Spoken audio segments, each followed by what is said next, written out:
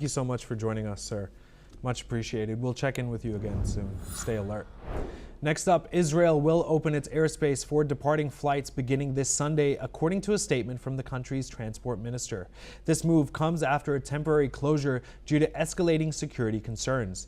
The opening of airspace is expected to allow commercial flights to resume and facilitate international travel. Authorities are monitoring the situation closely to ensure safety.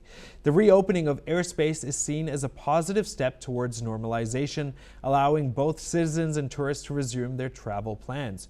Authorities remain vigilant and will continue to assess the security situation moving forward. Let's listen in to what the Israeli transport minister has shared on this.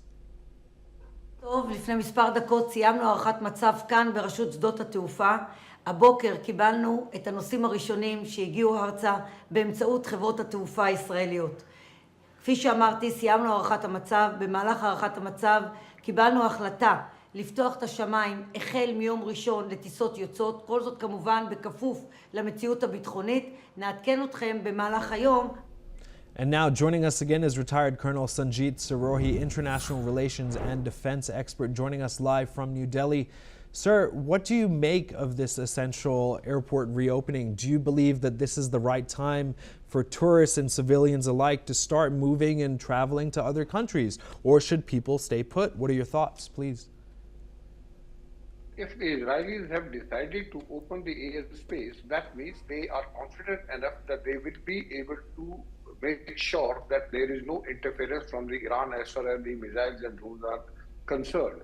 And it is very, very important for the people who are stranded at a number of airports, especially there are about 1 lakh Israelis who are abroad and they want to come back home. So I think opening the airspace is the right direction.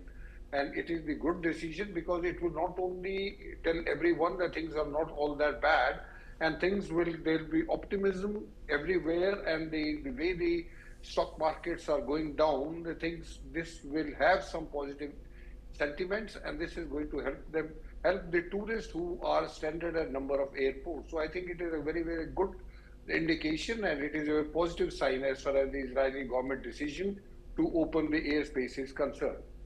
And what are your views on essentially the oil markets going back up? I know you mentioned that, yes, this essentially kind of injects some optimism into Israel. People will be going back home.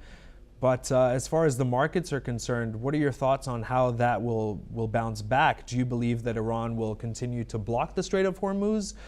Or will they let up? I know that China is essentially sending a Navy fleet to the Strait of Hormuz. With all these countries now participating, please advise me on how you believe optimism will continue to stay pertinent in this region.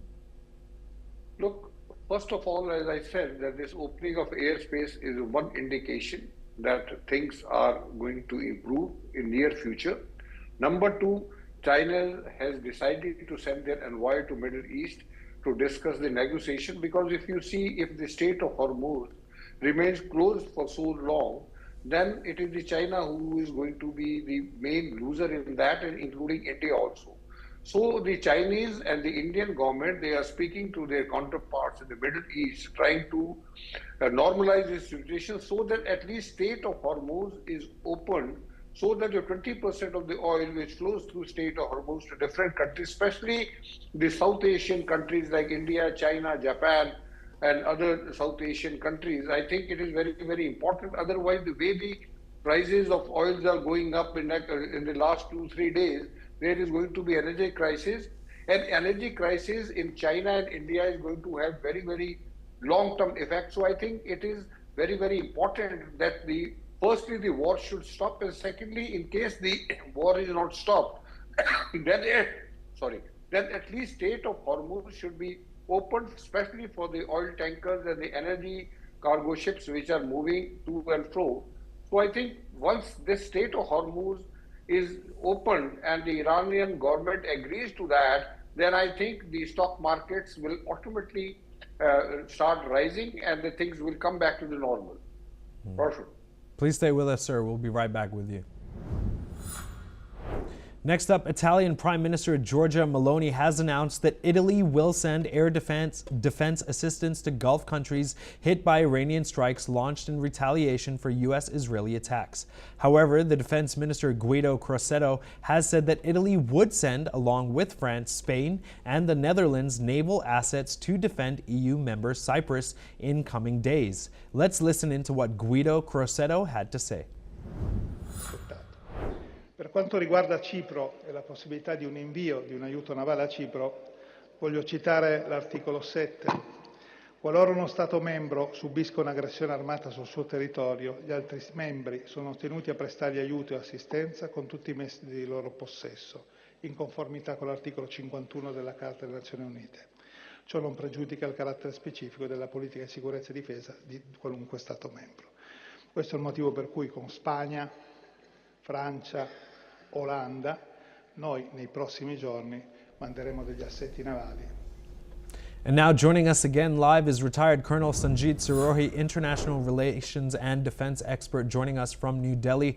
Sir, do you believe that this air defense assistance will be able to block out the missiles coming out of Iran? Do you believe that their military capabilities are that strong? Well, first of all, as far as the Iran missile capabilities are concerned, they are very, very strong, and they have been creating problems in the Middle East, and they have been able to, in spite of the so many air defense systems being used by Israelis and the American Patriot missile system and THAAD missile systems and the Iron Dome, even the Iron Being is being used. But in spite of all these air defense systems, because there is a saturation point, and if you launch so many missiles or drones at the same time, then it is every system has got a limitation, and once those missile systems cross that limitation, then some of them don't get intercepted and they hit the target. So same is the case with other countries. That's why you see that drones which were sent in Azerbaijan, they also hit the target. So I think the Iran so far has the capability, and Iran, as far as Iran is concerned, they are firing and they are fighting a battle. And whereas, as far as the Americans and the Israelis and other Gulf countries are concerned, they are trying to intercept the missiles, but still some of the missiles, they penetrate and they hit the targets. Thank you so much for joining us, sir. Much appreciated. Next up, polling has closed in